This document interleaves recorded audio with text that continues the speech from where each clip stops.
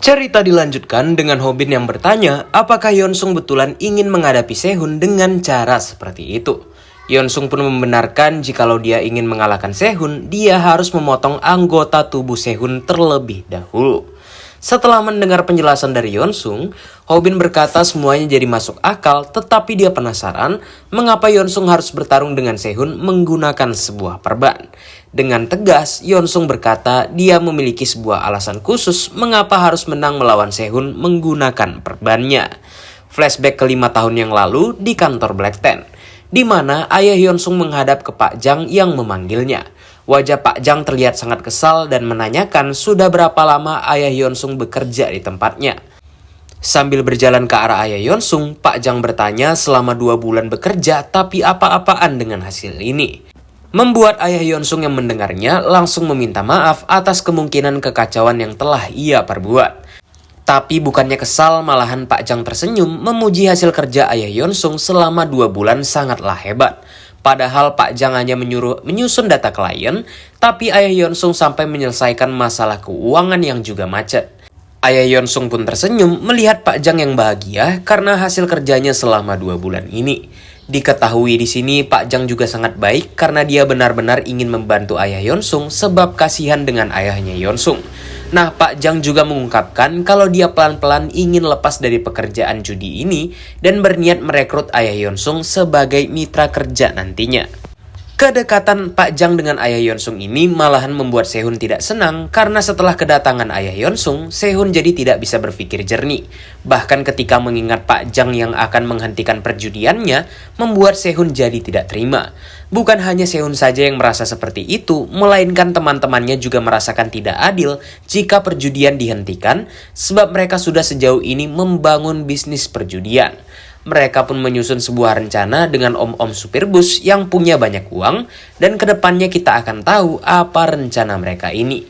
Beberapa waktu kemudian terlihat ayah Yeonsung yang merasa bahagia yang sekarang dia bisa memulai hidupnya dari awal lagi. Semuanya terasa sangatlah lancar karena dia dikelilingi oleh orang-orang yang tulus membantunya.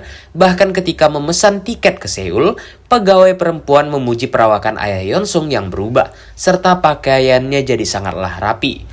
Jadi ayah Yeonsung membeli sebuah tiket bus tercepat untuk pergi pulang menemui keluarganya kembali. Saat di perjalanan, ayah Yeonsung menyempatkan dirinya untuk mengirim pesan kepada Yeonsung meminta maaf atas kelakuannya selama ini, dan si ayah sangatlah percaya diri bertemu keluarganya karena dia sudah membeli rumah baru dari uang yang selama ini ia kumpulkan. Jadi keluarganya bisa berkumpul secara utuh lagi. Namun bus yang dinaikinya tiba-tiba terhenti membuatnya terheran padahal dia memesan bus ekspres. Ayah Yeonsung terkejut ketika melihat anak-anak muda yang naik ke bus berjalan ke arahnya. Anak muda itu adalah Sehun dan juga kawan-kawan yang berkata ke ayah Yeonsung ada sebuah rencana yang ingin ia selesaikan secara pribadi. Sehun pun merogoh sebuah pisau di kantong celananya dan dia langsung melukai ayah Yeonsung yang tidak tahu apa-apa terkait kesalahannya. Kemudian kembali ke masa sekarang, pertarungan Sehun dengan Yeonsung masihlah berlanjut. Di suatu momen, Sehun yang sangat kesal mencoba melayangkan tinju ke Yeonsung, tetapi lengannya langsung dibalut dengan sebuah perban. Kemudian Yeonsung memelintir lengan Sehun dan menekan tubuh Sehun dan juga kakinya. Di saat Sehun berteriak menahan sakit, Yeonsung menjelaskan kalau senjatanya memanglah hanya perban. Tapi Sehun yang paling paham apa yang bisa dilakukan dengan perban ini.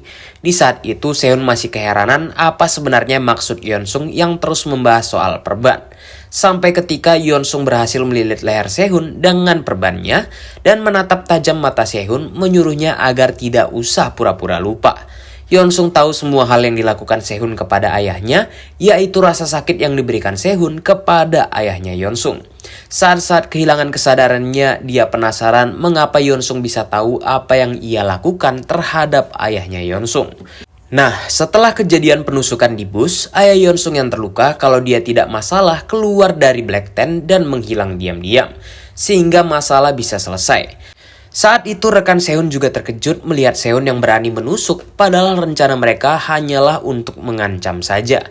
Sebelum pergi dari bus, Sehun kembali mengancam ayah Yeonsung agar benar-benar menghilang. Kalau tidak dia akan menghabisi si ayah serta keluarganya. Begitulah cara ayah Yeonsung keluar dari bus dengan berjanji resign dari Black Tank, kemudian pergi berobat ke klinik. Ayah Yeonsung mengerti semua akan berjalan seperti ini karena dia melakukan sebuah pekerjaan kotor, jadi kedepannya dia akan mencari uang atau pekerjaan halal yang lebih membanggakan. Sebab dia sudah memiliki rumah dan juga uang. Sedangkan di sebuah gang, teman-teman Sehun masih khawatir apakah mereka akan dilaporkan oleh ayah Yeonsung ke pihak kepolisian. Dan mereka juga penasaran kemana Sehun pergi karena Sehun ini tidak terlihat bersama mereka. Mengejutkannya, Sehun melakukan tindakan gila dengan mencekik ayah Yeonsung menggunakan sebuah perban. Bagi Sehun, dia tidak bisa membiarkan ayah Yeonsung pergi dan juga hidup. Karena Sehun merasa dirinya berbeda dengan teman-temannya yang pengecut. Karena dia benar-benar ingin menghabisi ayah Yeonsung. Ayah Yeonsung yang sudah gemetaran mengerang meminta tolong walaupun suaranya tidak lagi terdengar. Kemudian Yeonsung mengatakan kalau dia tahu Sehun mencekik ayahnya dengan perban dan menyembunyikan kematian sang ayah. Membuat Yeonsung heran bagaimana bisa Black Tan menghasilkan uang dengan cara seperti itu. Dalam hatinya, Sehun berpikir kalau dia akan mati sebentar lagi karena perkataan Yeonsung terdengar samar-samar. Tapi Yeonsung menatap tajam Sehun yang tidak boleh mati begitu saja. Karena Yeonsung masih ingat jelas apa yang dilakukan Sehun saat ayah Yeonsung melihat ayahnya untuk yang terakhir kalinya. Jadi jika Sehun berpikir kalau dirinya akan mati dengan mudah, Yeonsung meminta maaf karena balas dendamnya tidaklah seperti itu. Karena mata harus dibalas dengan mata. Jadi apa yang diberikan oleh Sehun harus kembali juga kepada Sehun. Di lain sisi ada Joanna yang sedang bersama istri serta anaknya Sehun yang penasaran apakah suaminya memang berada di terminal ini. Jadi inilah yang dimaksud dengan titik terendah dari Sehun. Sehun sangatlah kesal walaupun dia tidak bisa berbuat apa-apa. Berpikir kalau Yeonsung ingin mencelakai keluarganya. Sedangkan istri beserta anaknya nampak takut melihat keadaan terminal yang sangat kacau. Tiba-tiba muncul 4 mobil sedan hitam mengepung mereka berdua. Di mana orang-orang itu adalah Gukwang beserta anak buahnya yang mencari keberadaan dari keluarga Sehun. Gukwang ini bisa tahu soal keberadaan mereka karena mendapatkan sebuah pesan tidak dikenal membuat istri Sehun panik siapa orang-orang yang mencari mereka dan mengira Joanna ini telah menjebak mereka. Keroco Gukwang menjelaskan kalau Sehun sudah mencari masalah dengan mereka, jadi keluarga Sehun harus bertanggung jawab atas perbuatannya. Lalu Yeonsung memberitahu kalau Rabbit TV beserta keluarga Sehun telah tiba di terminal. Asalkan Yeonsung dapat membalaskan dendam, maka cara apapun akan tetap ia lakukan seperti bagaimana cara Sehun menghabisi ayahnya. Di momen ayah Yeonsung sekarat, dia sempat melakukan perlawanan dengan melukai lengan kiri Sehun menggunakan sebuah gunting. Serangan itu cukup membuat Sehun kewalahan, sehingga keadaan pun berbalik, ayah Yeonsung yang kini berada di atas Sehun.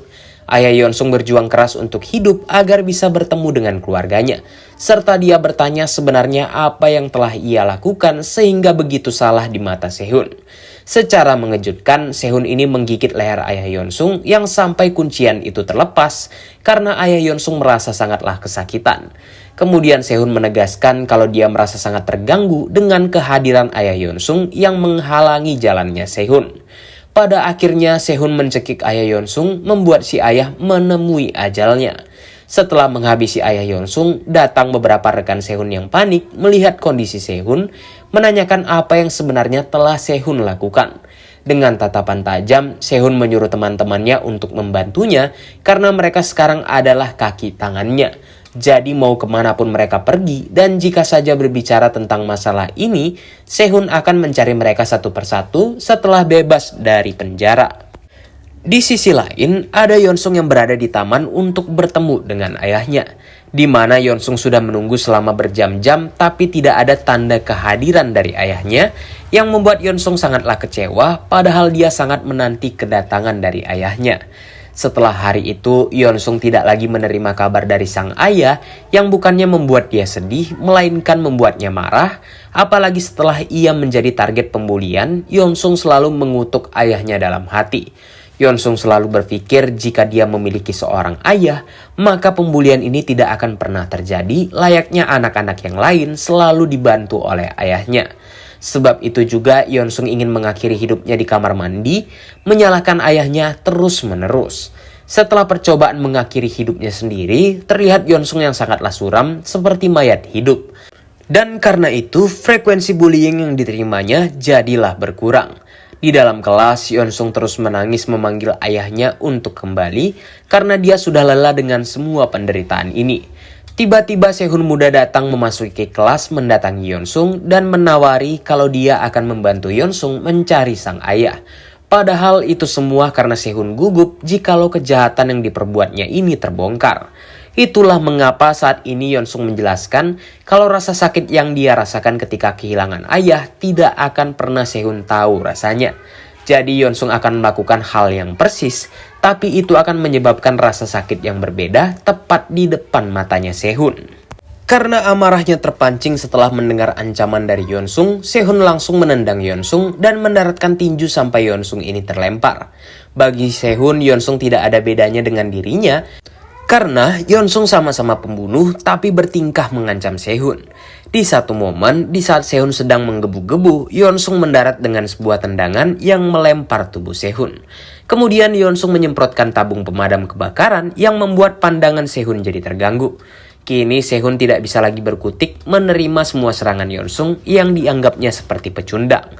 Lalu Yeonsung menggunakan perbannya kembali untuk mencekik Sehun. Jika semuanya adalah untuk balas dendam, Yeonsung bisa lebih bajingan daripada ini, ucap Yeonsung. Tapi bagi Sehun, apapun yang dilakukan oleh Yeonsung tidak akan pernah membuatnya kalah. Dia juga sudah dengar apa yang terjadi pada Juyong yang dibuatnya Yeonsung menjadi pecandu narkomar yang tidak henti diusik oleh Yeonsung. Namun perkiraan Yeonsung salah jika menempatkan keluarga Sehun sebagai kelemahan. Karena keluarga bukanlah kelemahan dari Sehun. Sehun mengungkapkan kalau dia sering memukuli istrinya setiap hari, tapi perempuan itu tetap berada di sisinya sampai sekarang. Begitu pula dengan anaknya yang memang tidak tahu apa-apa, jadi mereka berdua bukanlah kelemahan bagi Sehun, malahan Sehun jadi berterima kasih kepada Yeonsung. Sambil tertawa, Sehun menanyakan apa yang akan dilakukan oleh Yeonsung setelah mendengar keluarga tidak berarti apa-apa bagi Sehun. "Ya, aku tak percaya kalau kau bisa menyerah dengan keluargamu. Aku terkesima," ucap Yeonsung. Kalau begitu faktanya, maka Yeonsung tidak bisa membalaskan dendamnya dengan cara seperti itu. Jadi dia memiliki jalan yang lain. Nah, yang dimaksud adalah dari tadi Kyungmin merekam pertarungan mereka berdua yang membuat Sehun jadi keheranan. Jadi Yeonsung tidak berpikir untuk menghabisi keluarga Sehun, melainkan dia ingin melihat ekspresi Sehun dengan baik di saat Sehun berada di dalam titik terpuruk. Pada akhirnya anak dan istri Sehun tidak akan mati dan mereka akan hidup dengan melihat video ini sepanjang hidup mereka. Ini persis dengan Yeonsung yang hidup mengingat ayahnya sebagai seseorang yang buruk, dan begitu juga dengan keluarga Sehun yang akan terus mengingat Sehun sebagai sampah sepanjang hidup mereka. Nah, soal Rabbit TV, Sehun tidak perlu mengkhawatirkan mereka karena Yeonsung sudah membiarkan mereka di tangan yang tepat. Sesuai perkataan Yeonsung sebelumnya, jika tujuannya memang balas dendam, apapun pasti bisa dia lakukan dan bersedia bekerja dengan siapapun orangnya. "Lee Yeonsung bajingan ini, jadi ini alasanmu membawaku keluar? Yah, tapi janji adalah janji," ucap Baek Jo-chan yang dikenal sebagai pria yang selalu melindungi perempuan. Namun Jo-chan bingung mengapa sangat banyak sekali orang tidak seperti yang dikatakan oleh Yeonsung sebelumnya. Jo-chan tidak bertarung sendirian, melainkan dia dibantu oleh Chang-so, walaupun Chang-so tidak menyukai adanya Jo-chan. Namun tujuan mereka saat ini sama-sama, yaitu menghabisi semua orang Rabbit TV sesuai permintaan dari Yeonsung. Diceritakan beberapa waktu sebelumnya di penjara, Jo-chan sangatlah marah ketika melihat Yeonsung dan menyuruhnya enyah saja, sebab setelah menyebloskan dirinya ke penjara, bisa-bisanya Yeonsung ini meminta bantuan kepadanya. Yeonsung kemudian menjelaskan kalau dia perlu bantuan dari Jo-chan untuk menjalankan sebuah rencana, membuat Jo-chan heran setelah apa yang dilakukan oleh Yeonsung kepadanya. Yeonsung ini tidak tahu malu untuk meminta bantuan. Karena Yeonsung sendiri yang sudah membuat 6 tato di tubuh, maka Yeonsung lah yang harus menyelesaikannya. Tetapi Yeonsung langsung menunjukkan foto keluarga Sehun karena mereka berperan penting dalam rencana yang ia buat. Jadi Yeonsung bukannya meminta Jo-chan membantunya membalaskan dendam, melainkan meminta Jo-chan untuk melindungi keluarga tak bersalah ini. Istrinya masih bertahan dengan pernikahan karena percaya bahwa itu semua adalah cinta, walaupun di dalam rumah tangga mereka terjadi KDRT. Tetapi si istri berpikir karena dia belum menjadi istri yang baik. Namun ketika dia akhirnya mengetahui kalau sedari awal suaminya adalah orang yang jahat, dia pun menyadari bahwa yang dilakukan Sehun di luar sana tidaklah normal. Walaupun begitu, setelah mengetahui identitas suaminya yang sebenarnya dia tidak mampu melakukan apapun karena dia takut, hal tersebut akan menimbulkan sebuah efek signifikan terhadap pertumbuhan putrinya. Setelah menjelaskan hal itu, Yeonsung pun berkata ke Jo Chan kalau yang keluarga itu alami sama seperti Jo Chan, yang walaupun tahu hubungan itu salah, tetap tidak bisa menghilang dari orang yang dia sayang. Kemudian di saat ini istri Sehun memohon-mohon sambil melindungi anaknya dan berjanji akan mengganti semua kerugian yang telah diperbuat oleh suaminya Sehun. Tetapi Gukwang yang sudah naik pitam tidak memperdulikan dan mencaci-caci istri Sehun. Gukwang pun menyuruh bawahannya untuk menyerang istrinya Sehun. Di saat dua orang bawahan Gukwang sedang berbincang, Jo Chan berada di antara mereka untuk menyerang mereka. Karena kehadiran Jo Chan membuat bawahan Sehun lari ke hadapannya untuk menyerang. Namun Jo Chan yang terkenal lihai dalam bertarung dengan mudah menyerang mereka semua. Kemudian giliran Gukwang yang ingin menyerang Jo Chan dengan sebuah sajam. Changso dengan cepat mendaratkan tinju di wajahnya yang membuat Gukwang tepar di tanah. Istri Sehun yang heran dengan apa yang terjadi pun berterima kasih kepada Jo Chan juga Changso, walaupun dia tidak mengenali mereka berdua. Mengira Sehun suaminya yang mengirim orang untuk membantu. Mendengar hal itu, Jo Chan jadi iba menasehati si istri untuk menilai orang dengan benar. Karena jika mencintai orang yang salah, pada akhirnya hanya istri Sehunlah yang berjuang dalam hubungan tersebut. Berpindah kemudian ke pertarungan Yeonsung dengan Sehun yang masih direkam oleh Kyungmin. Yeonsung menegaskan kalau saat ini tidak ada lagi yang tersisa pada Sehun seperti uang, bawahan, bahkan keluarga sekalipun. Perkataan itu sangatlah memprovokasi Sehun karena dia jadi mengingat kesuksesannya selama ini yang hancur akibat ulah Yeonsung. Jadi dia tidak boleh seperti ini. Lalu Kyungmin yang merekam mereka pun jadi kebingungan mengira kalau Sehun ini malahan pingsan. Namun tiba-tiba Sehun ini mampu merobek perban yang mengikat lehernya, membuat Yeonsung terkejut mengapa hal ini bisa terjadi. Tepat tinju Sehun ini langsung menghantam wajah Yeonsung, menabrak sebuah bis di sebelahnya. Setelah pukulan kuat tadi, Sehun langsung mengajar Yeonsung berkali-kali tanpa ampun. Bahkan Kyungmin jadi merinding melihat kejadian barusan di depan matanya. "Hei sialan, bawa kameramu kemari," ucap Sehun yang nampak mengerikan. Awalnya Sehun mengira dia sudah mengalahkan Yeonsung, tetapi Yeonsung ini mampu berdiri dan membanting Sehun ke tanah. Yeonsung pun berteriak kepada Kyungmin untuk lari dan menyimpan video yang telah mereka rekam dari tadi. Saat ini Yeonsung nampak kewalahan menghadapi Sehun yang sudah berada di dalam mode brutal. Bahkan Yeonsung sudah kehilangan perbannya. Akhirnya Yeonsung yang tadinya mendominasi jalannya pertarungan malahan habis menjadi bulan-bulanan dari Sehun. Lain halnya dengan istri Sehun yang memasuki terminal masih memikirkan soal suaminya. Walaupun pihak Yeonsung sudah menjelaskan kelakuan Sehun selama ini, si istri masih menolak realita karena dia harus bertemu Sehun dan mendengar semuanya dari Sehun terlebih dahulu. Yang bagaimanapun dia adalah seorang istri juga ibu. Barulah saat ini dia syok ketika melihat kelakuan bejat suaminya yang sebenarnya. Sedangkan Jo Chan yang melihat kejadian itu juga berpikir kalau Sehun memanglah lawan yang terlalu kuat untuk dihadapi Yeonsung 1 lawan 1. Jo Chan juga teringat akan penjelasan Yeonsung yang sebelumnya ketika dia menanyakan apa Sehun adalah target terakhir dari Yeonsung sesuai tato Yeonsung yang ada 6. Akhirnya Yeonsung membuka bajunya dan menunjukkan sebuah tato di belakang punggungnya, yaitu tato yang cukup besar dan Sehun bukanlah target yang terakhir. Jadi keseluruhan tato ini sebenarnya dimaksudkan kepada satu orang karena selama ini tujuan Yeonsung bertarung tanpa henti adalah untuk bertemu dengan orang yang terakhir. Yeonsung menegaskan kalau target terakhir ini berada di dalam penjara sehingga dia perlu sebuah kejahatan serius seperti pembunuhan. Oleh karena itu, Yeonsung menahan diri untuk balas dendamnya dengan cara menempatkan Sehun sebagai target ke-6. Di saat Yeonsung berada di genggamannya Sehun, dia berkata akan mengembalikan semuanya kepada Sehun, begitu pula dia akan menghabisi Sehun hari ini juga. Yeonsung langsung menggigit leher Sehun sama seperti yang dilakukan kepada ayahnya untuk masuk ke dalam penjara. Dengan begitu dia bisa masuk ke dalam babak final dari balas dendamnya ini. Kita flashback ke masa lalu, yaitu di saat Sehun memberitahu kalau ayah Yeonsung yang sebenarnya menghilang saat ia bekerja di perusahaannya Sehun. Sehun mendengar kalau si ayah bertemu dengan bos sehari sebelum menghilang, yang seperti setelah bertengkar dengan Pak Jang, ayah Yeonsung ini menghilang. Jadi Sehun menyuruh Yeonsung untuk pergi ke ruangan Pak Jang mencari sebuah informasi di sana. Waktu itu Yeonsung yang sedang tidak waras dan Sehun ini mengambil sebuah kesempatan untuk memanfaatkan Yeonsung yang benar-benar terdesak ingin tahu kemana keberadaan ayahnya.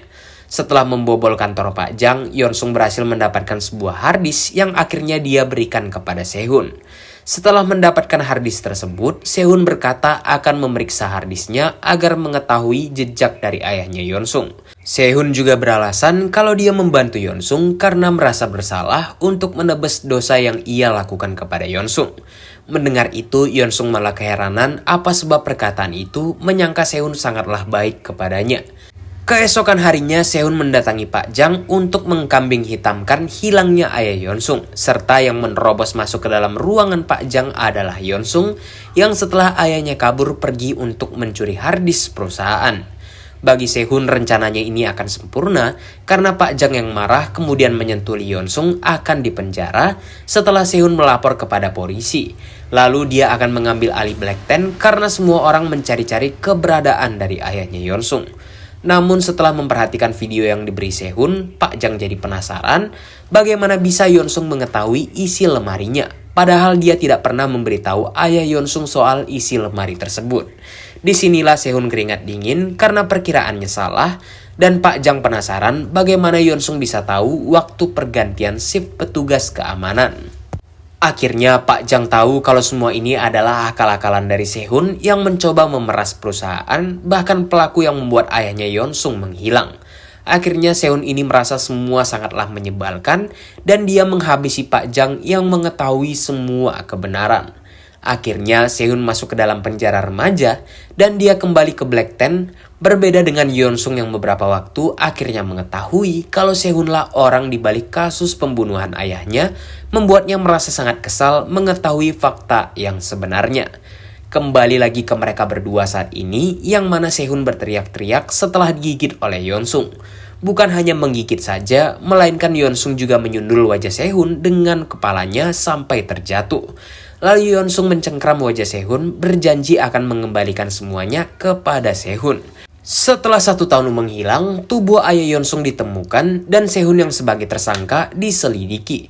Namun selama penyelidikan tidak ditemukan bukti yang cukup kuat, pada akhirnya Sehun jadi tidak dipenjara. Di detik-detik tersebut, Sehun merasakan kalau hidupnya akan benar-benar berakhir.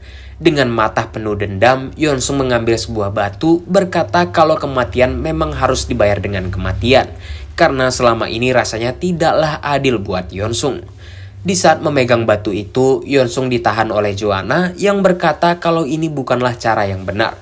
Karena Yeonsung masih terlalu muda untuk memikul beban dosa membunuh seseorang. Ratusan kali Joanna memikirkan hal tersebut setelah mendengar rencana Yeonsung, tapi ini bukanlah jalannya. Bagi Joanna, dia sudah menganggap Yeonsung sebagai adiknya sendiri, sehingga beban tersebutlah harus Joanna yang menanggungnya. Karena dia sekarang adalah kakaknya Yeonsung. Setelah menghabisi Sehun, Joanna berkata dia akan terus berada di sisi Yeonsung dan balas dendam ini sudah berakhir. Joanna juga meminta maaf karena dia tidak ingin melihat adiknya mengotori tangannya sendiri.